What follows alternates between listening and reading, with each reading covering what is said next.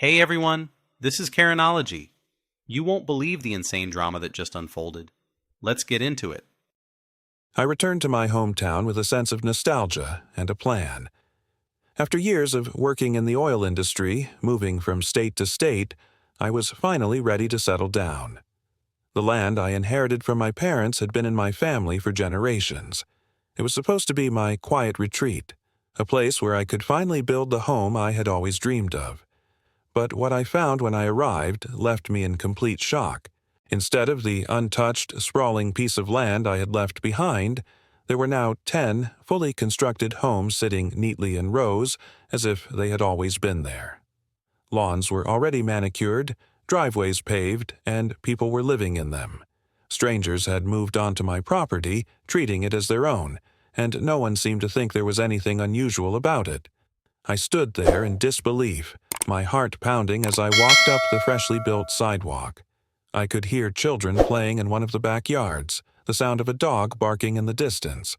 This was supposed to be my home, my future, and someone had taken it from me. I stormed into the town hall, demanding answers. The clerk at the front desk barely glanced at me before saying, "Sir, this land was auctioned off due to unpaid property taxes. It now belongs to the homeowner association that manages the new development." I felt my blood turn ice cold. That was impossible. I had always paid my property taxes on time. I had the records to prove it. I could feel my fingers trembling as I reached into my bag, flipping through old statements I had brought with me. I shoved them in front of the clerk, my voice shaking as I said, "Look again. I've never missed a payment in my life." The clerk frowned, taking the papers from me, scanning them briefly before shaking their head. "According to our system, this land was declared delinquent 5 years ago. Notices were sent. No payments were made. The city had every right to auction it off." I wanted to scream. I wanted to grab the computer and shove it in their face, force them to see the mistake they had made. But deep down, I knew this wasn't just an accident. Someone had done this on purpose. Someone had made sure I never saw those notices. Determined to set things straight, I hired a lawyer, a young but sharp attorney named Daniel who specialized in property disputes. He listened to my case and nodded grimly. "You're not the first one to come to me with a story like this. HOA land grabs are more common than you'd think. We started by pulling records. The county tax office showed that my land had been delinquent for 5 years, meaning the city had the right to auction it. But when I looked at the supposed notices sent to my address, none of them matched my real mailing address. They had been sending warnings to an old P.O. box that I hadn't used in years. Someone had deliberately ensured I never received the notices. My gut twisted with fury as I realized just how calculated this was. I took my case to the homeowner association directly, marching into their office, demanding a meeting. That was when I met her for the first time. Karen. She was exactly what you'd expect. Mid-40s, short blonde hair, floral print blouse, and the smuggest expression I'd ever seen. She folded her hands on her desk and sighed as if I was wasting her time. "I'm sorry," she said, her tone dripping with condescension, "but the land was legally acquired, and the homeowners have rights now. You're just going to have to accept that." I showed her my tax payment records, the proof that the city had made a mistake. Her expression didn't change. "Well, mistakes happen," she said. "But the law is the law. The homes are built, the families have moved in. What do you expect us to do? Kick them out? I expect you to acknowledge that you stole my land," I snapped. She stood up and leaned forward, her eyes narrowing. "Let me give you some friendly advice. Drop this. You don't want to go up against us." That was the moment I knew this wasn't just an accident. This was planned. HOA had targeted my land, manipulated the system, and taken it without any fear of consequences. And they weren't going to stop. That night, I parked my truck near the development and watched as the porch lights flickered on one by one. People were laughing, kids were playing in yards that shouldn't have existed.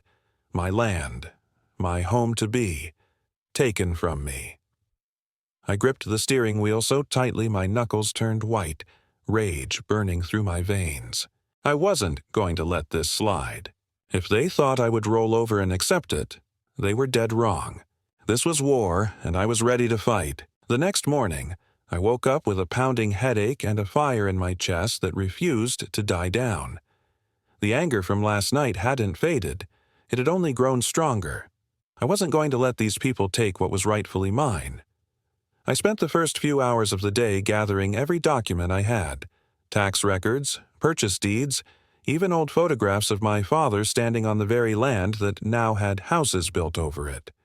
If I was going to fight, I needed to be fully armed. I drove straight to Daniel's office, tossing the papers onto his desk. He skimmed through them, shaking his head. "This is solid proof that you never stopped paying taxes. The problem is, this kind of case is complicated.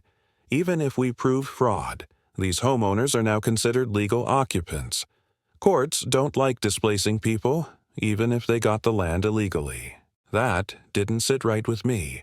I wasn't looking to throw people out of their homes, but I wasn't about to let them keep something that was stolen from me either.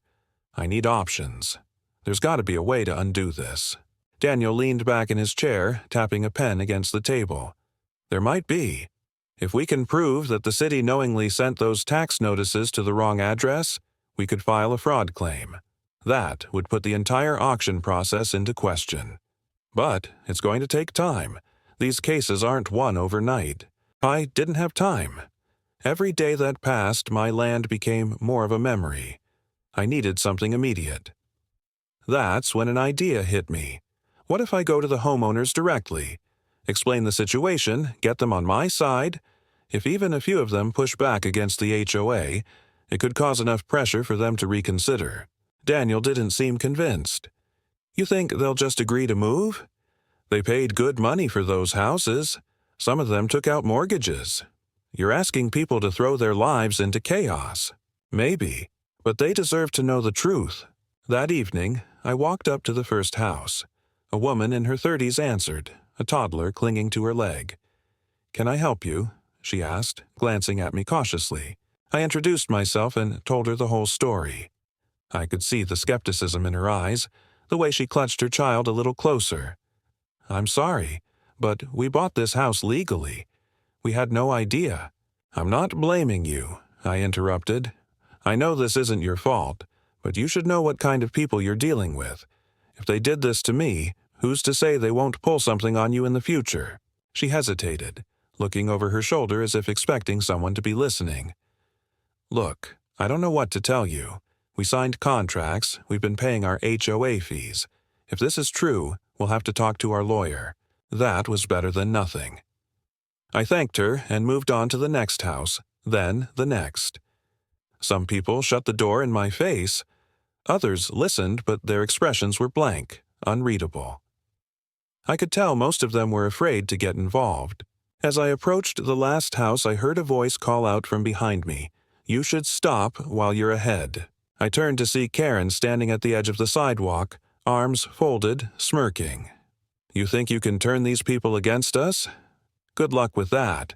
They have mortgages, contracts, legally binding agreements.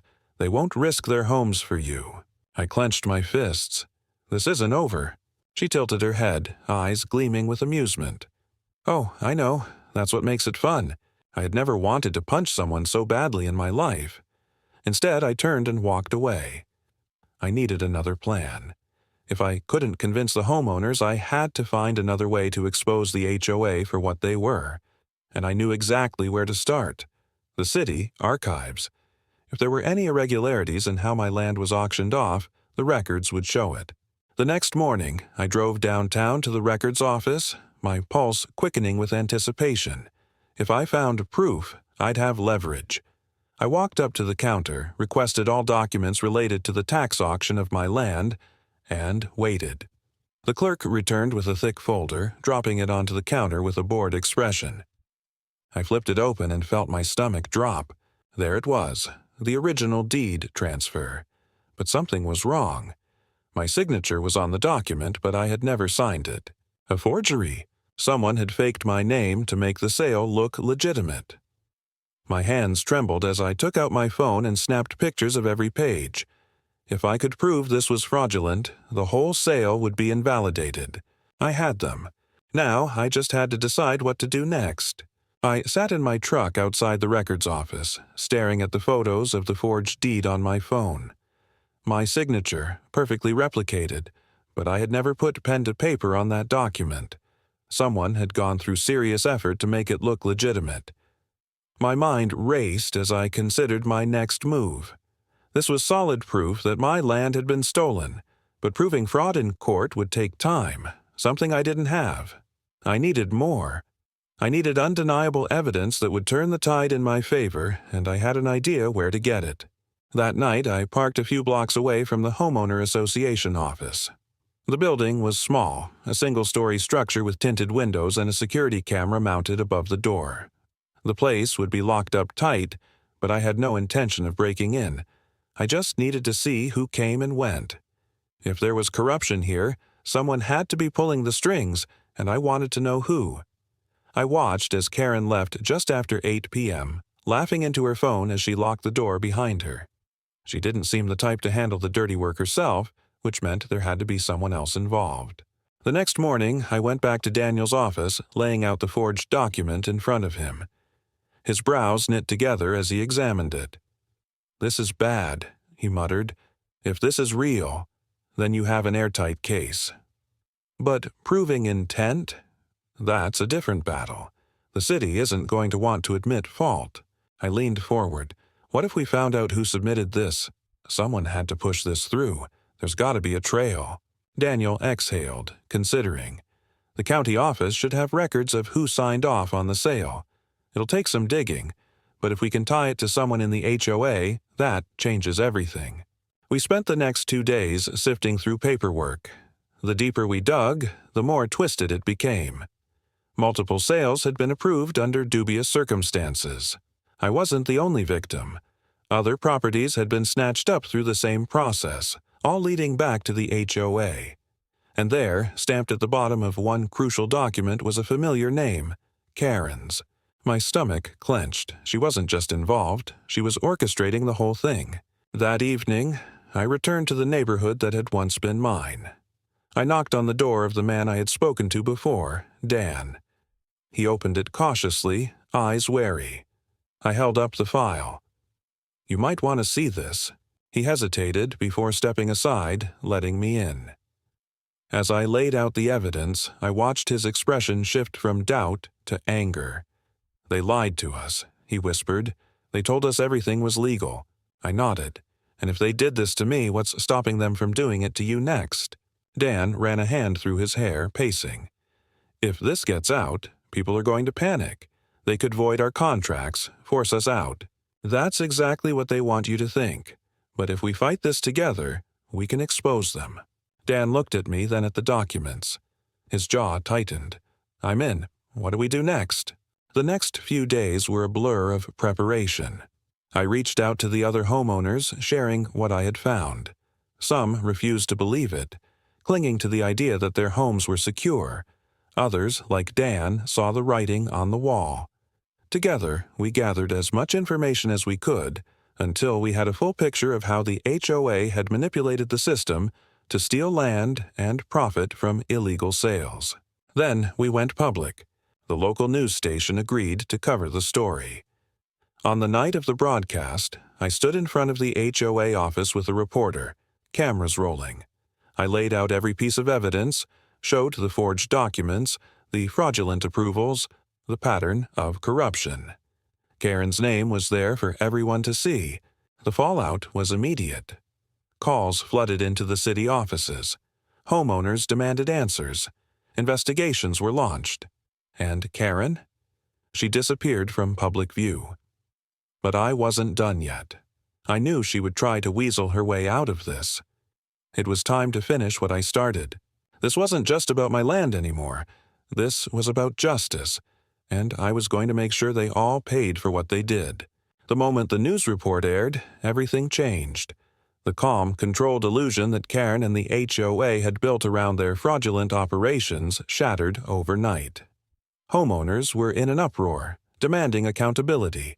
flooding the HOA office with calls, emails, and personal visits that quickly turned into angry confrontations. The city officials, previously silent and compliant, now found themselves under the microscope as journalists and attorneys started peeling back the layers of corruption. My fight had just escalated to a full-scale war, and I wasn't about to back down. The next morning, I received a call from Daniel, his voice tight with urgency. "You need to be careful. I've been digging deeper, and Karen isn't just some overconfident HOA president. She has connections, high up. If we keep pushing, she's going to start playing dirty." I wasn't naive. I knew that exposing corruption wasn't just about showing the truth. It was about surviving the backlash. Still, I couldn't let fear stop me. "What are you saying?" I asked, already knowing the answer. "I'm saying she's going to come after you. Not legally. She'll make your life hell. Be ready." I didn't have to wait long. That same day, I noticed a black SUV parked outside my house for hours. The next morning, my mailbox had been torn open, the contents scattered in the wind. Then came the threats. Anonymous emails warning me to back off, a dead rat left on my front porch, my truck mysteriously getting a flat tire overnight. Karen was trying to shake me, to make me scared enough to drop everything. But she underestimated how far I was willing to go. Daniel and I worked tirelessly, collecting testimonies from other homeowners who had been affected by the HOA's corruption. Some had been hit with illegal fines, others had been strong-armed into selling their properties for a fraction of their worth. A few even admitted to receiving direct threats. With every new story, the case against Karen and her network grew stronger. Then, something unexpected happened. One of the city clerks, an older woman named Linda, reached out to me in secret. She asked to meet in a coffee shop outside town. When I arrived, she slid a small worn envelope across the table. "I shouldn't be doing this," she whispered, looking around nervously. "But I saw what they did to your land, and it's wrong. This is a copy of the original property records before they altered them." I opened the envelope with shaking hands. Inside were documents proving, without a doubt, that my land had never been legally transferred. The forged signature, the bogus tax claims, it was all there, clear as day. Linda had risked her job, maybe even her safety, to get this to me. I looked up at her, gratitude burning in my chest. "Why are you helping me?" "Because I've seen too many good people get steamrolled by that woman, and I refuse to let her win again." I left the coffee shop with a renewed sense of purpose. We had the evidence. We had the testimonies. Now it was time to take the next step. Daniel filed an official lawsuit against the HOA, naming Karen as a central figure in an organized fraud scheme. We submitted everything to the state attorney's office, demanding a full investigation. Karen must have realized the walls were closing in because, within days, she started making offers. First, she had her lawyer contact me with a settlement, a pathetic sum meant to buy my silence. I refused. Then she tried intimidation again. Another visit from a black SUV, a shadowy figure loitering outside my house at night. But I wasn't backing down. Then, out of nowhere, Karen vanished. She stopped attending HOA meetings, stopped answering calls. Even her house, once a meticulously kept shrine of self-importance, had its lights off for days. Something was happening behind the scenes, and I needed to find out what. It was Dan, my ally among the homeowners, who brought me the final piece of the puzzle. "I just got word from a buddy in City Hall," he said, his face pale. "Karen's trying to cut a deal. She's throwing everyone else under the bus to save herself." It all made sense. She wasn't invincible. She had been playing a dangerous game, but now that we had backed her into a corner, she was trying to save her own skin. I needed to act fast before she managed to escape the consequences of everything she had done. The next day, I stood in front of City Hall as the press gathered, cameras flashing, microphones in my face. I laid it all out, the fraudulent land grabs, the threats, the intimidation tactics. I showed them Linda's documents, the testimonies, the irrefutable proof. And this time there was no escaping it. An arrest warrant was issued for Karen that evening. The investigation expanded beyond her. roping in city officials, developers, and even law enforcement officers who had turned a blind eye. The house of cards she had built for years was finally collapsing. But even as she was led out in handcuffs, I knew this fight wasn't over. There were still people in power who had enabled her, still systems in place that allowed corruption like this to thrive. I had won the battle, but the war for justice was far from finished. The fallout from Karen's arrest sent shockwaves through the entire community. The HOA board collapsed almost overnight, with key members either resigning in disgrace or suddenly leaving town. The city officials who had turned a blind eye were now under investigation, and the fraudulent property sales were being reevaluated one by one. But for me, the fight was far from over. Winning against Karen was just the first battle. Now, I had to make sure that justice was fully served, and that something like this could never happen again. Daniel and I spent the next few weeks in and out of legal meetings, making sure my lawsuit didn't get buried under bureaucratic red tape. The homeowners who had unknowingly bought stolen property were now in limbo, many of them fearing they'd lose everything.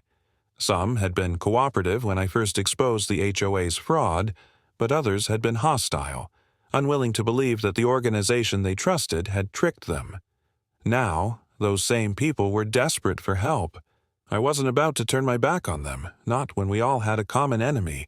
One evening, as I was organizing paperwork, I received a call from Linda, the city clerk who had risked her job to get me the original property records.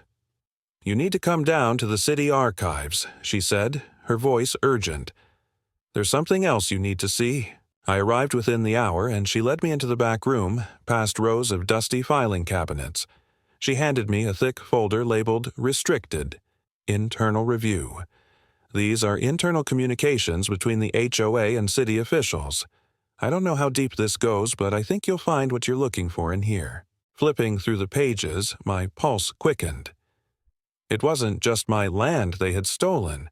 There were emails, memos, financial records, all pointing to a long-running scheme where the HOA, with the help of corrupt city officials, had targeted properties owned by the elderly, absentee landowners and people they assumed wouldn't fight back.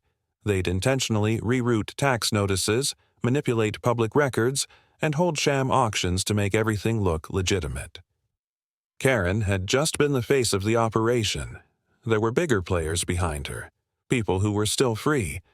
Armed with this new information, I reached out to the media again. This wasn't just about my land anymore. It was about an entire web of corruption that had flourished under the noses of everyone in the city. Once the story broke, public outrage hit a boiling point. Protesters gathered outside City Hall demanding accountability. The state attorney's office had no choice but to expand their investigation. Subpoenas were issued. Indictments followed. But the people behind this weren't going to go down without a fight. Strange cars started appearing outside my house again. My phone rang at odd hours, the caller hanging up the moment I answered. Daniel warned me that cases like these had a way of dragging on for years. They'll try to outlast you, wear you down with delays and counterclaims. You have to be ready for that. I wasn't backing down. Not after everything they had taken from me. Over the following months, the legal battles continued. Some of the homeowners, unable to afford lengthy court cases, accepted settlements from the city. Others, fueled by anger and principle, refused to give in. The pressure on City Hall reached a critical point when the mayor, who had publicly distanced himself from the scandal, was revealed to have personally signed off on several of the fraudulent sales. The moment that information went public, his resignation was inevitable. Karen, facing overwhelming evidence, tried to cut a plea deal. In exchange for a reduced sentence, she agreed to testify against the others involved. I had expected her to fight until the bitter end, but in the end, Karen did what she always did. She saved herself. I wasn't satisfied, but I knew that getting the bigger fish was more important. The trials dragged on, but piece by piece, justice was served. Some of the city officials received prison sentences. The developers who had profited from the fraudulent sales were forced to pay restitution to the victims. And as for me, after nearly a year of fighting, I finally got back what was mine. Standing on my land once again, I let out a long breath, feeling the weight of it all settle over me. The houses that had been illegally built were either reclaimed by the city or demolished. I had won, but it had cost me more than I had ever imagined. I had spent countless hours in courtrooms, faced threats, lost sleep, and nearly lost hope more times than I could count. But in the end, I had proven that no one, not even a corrupt HOA, was above the law. As I walked across the grass, now overgrown but still familiar, I knew one thing for certain. They had underestimated me, and that had been their biggest mistake.